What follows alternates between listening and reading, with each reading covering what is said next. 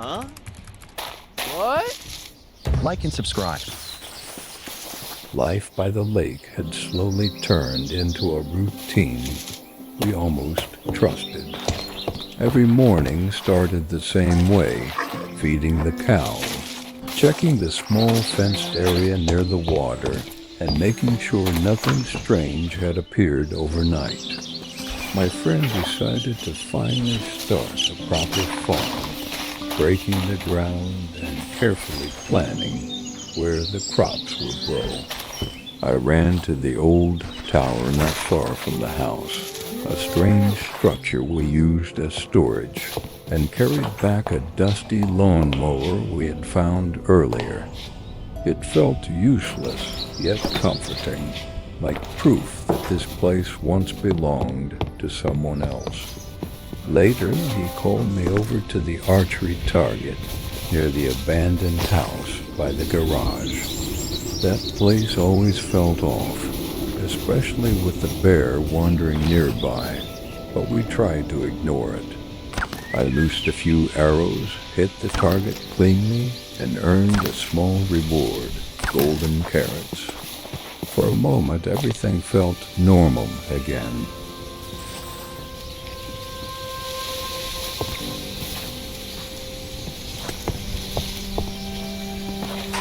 We froze and slowly turned toward the sound.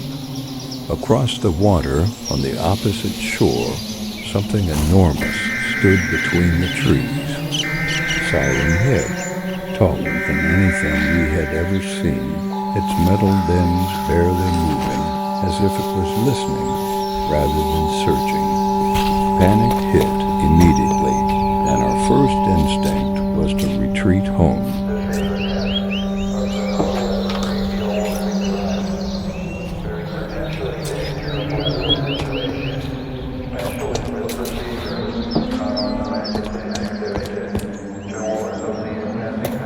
We sprinted to the tower and climbed up, using its height to scan the shoreline. From there we saw the giant slowly roaming, then stopping, as if uncertain.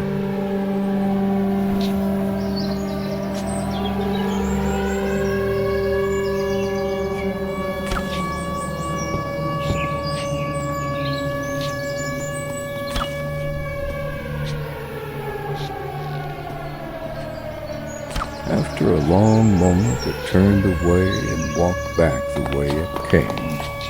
No attack, no destruction, just withdrawal.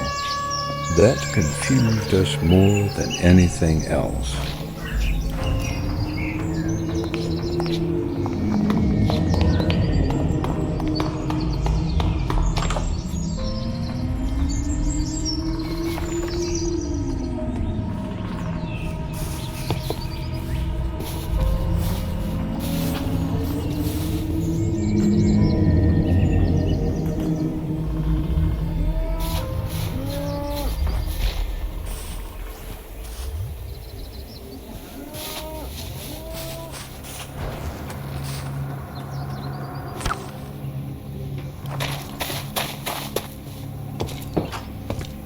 Exhausted and unsettled, we returned home and tried to sleep, knowing the calm didn't feel earned.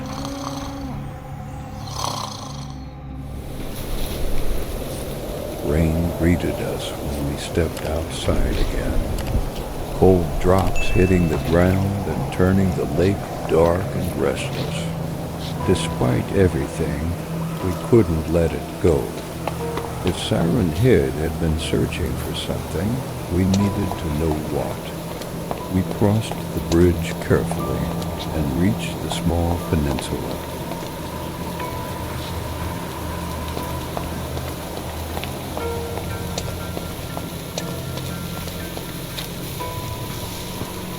That's when we found it, an abandoned camp.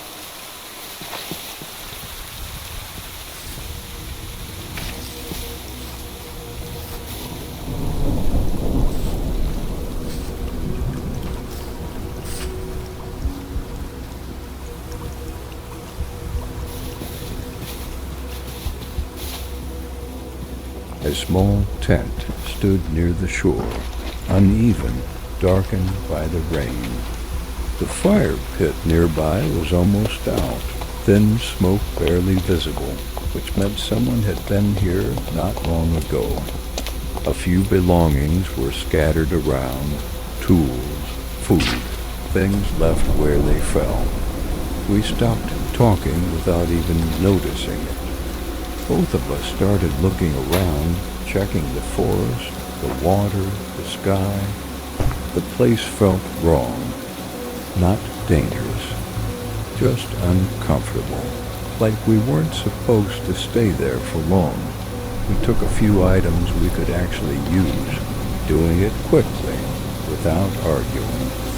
The longer we stayed, the heavier the air felt. Nearby, a cave opened in the rock. It looked like a natural shelter, the kind you'd use during a storm. We stepped inside just far enough to get out of the rain. The cave was empty, cold, only dripping water and echoes following our movements. As we looked around, we heard a sound, faint, distant, hard to place. We stopped, listening. At first, we thought it came from outside, but it didn't repeat like thunder, and it didn't belong to the cave either.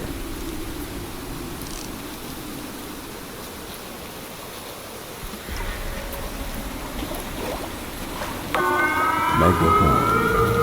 Massive wings spread wide as it launched into the sky. We hid in the cave again, hearts pounding, until one thought became clear. We had to get home.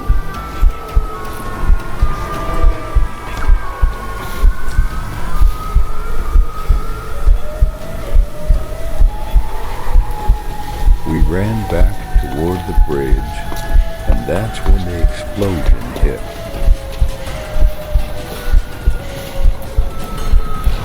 The bridge collapsed into the lake, cutting off our only way back.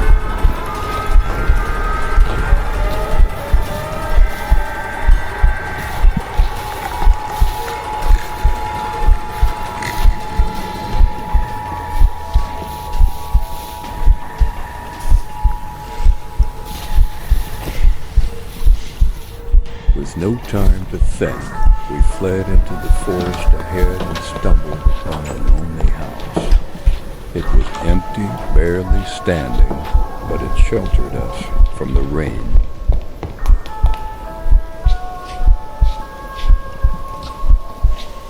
Somewhere above the trees, MegaHorn disappeared, and for the moment, we were alive.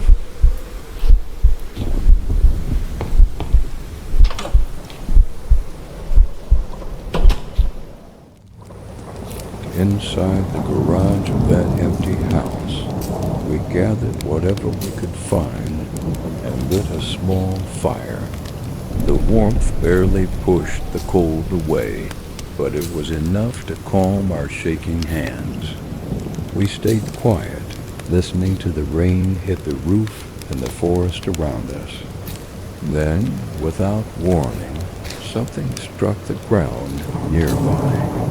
I raised my bow, aiming at the darkness.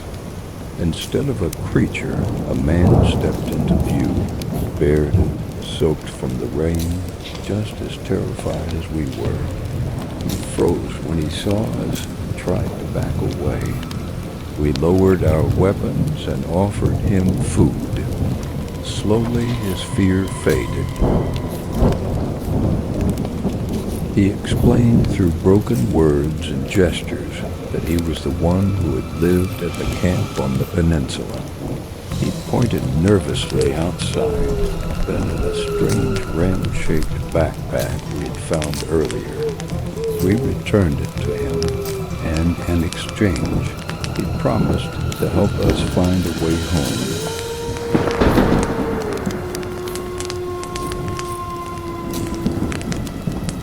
Before moving anywhere, we handed back his Swiss knife. the one he had used to pry the garage door open earlier. He turned it in his hand for a moment, gave a short nod, and slipped it back into his pocket. Then he pushed the door open carefully, and cold air rushed inside. Night had fully settled when we stepped outside together. The rain had slowed, but the world felt heavier than before. He listened, thinking, then started explaining another route, not across the bridge, but around the shoreline and through the lower ground. He was in the middle of his sentence when everything changed.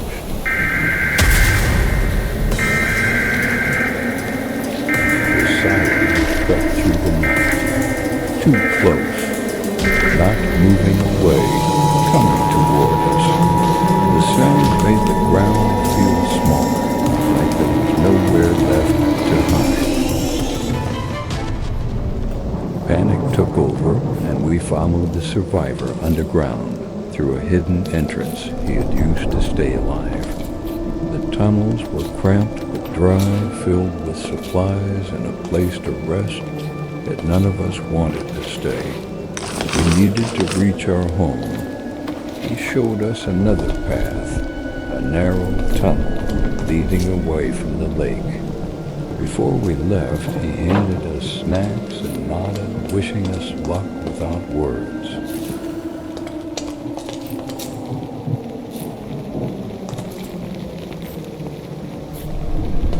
We moved forward in silence, the sound of the siren fading behind us as the tunnel stretched on. Eventually, pale light appeared ahead. Morning was coming, and with it, a fragile sense of hope.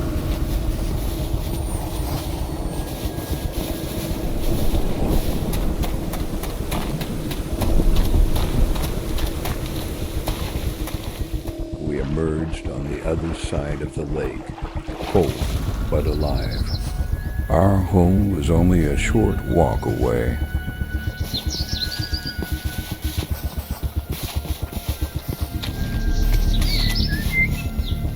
As we passed the familiar training area near the abandoned house, we saw it again.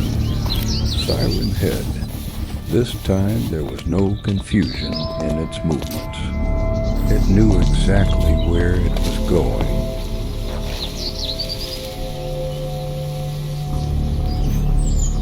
We ran inside our house, barely catching our breath, knowing the destroyed bridge wouldn't slow it down for long.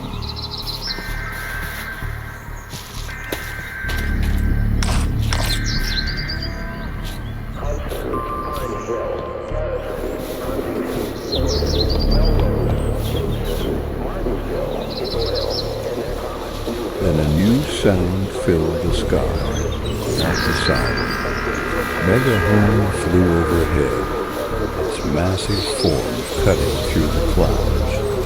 We braced ourselves for the end, but instead, the two giants turned toward each other.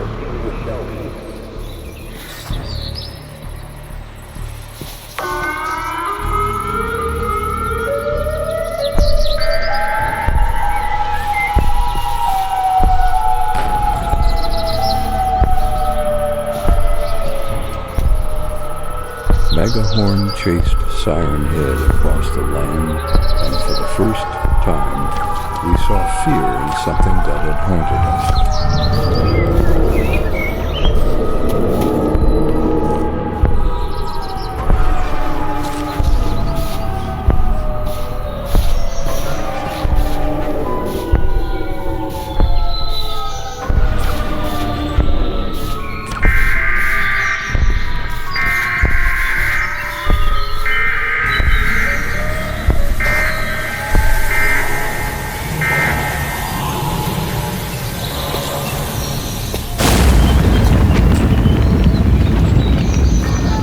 Siren Head collapsed near the water as MegaHorn disappeared beneath the lake's surface. For a long time, we didn't move.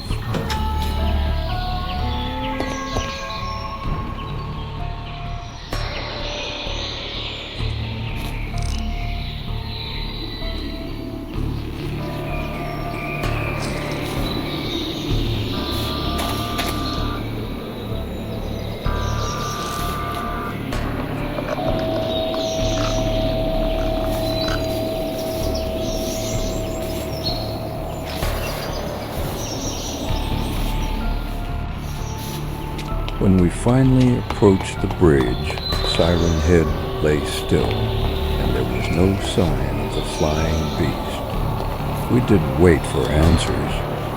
We returned home, knowing this place was still dangerous, but it was ours and survival was far from over.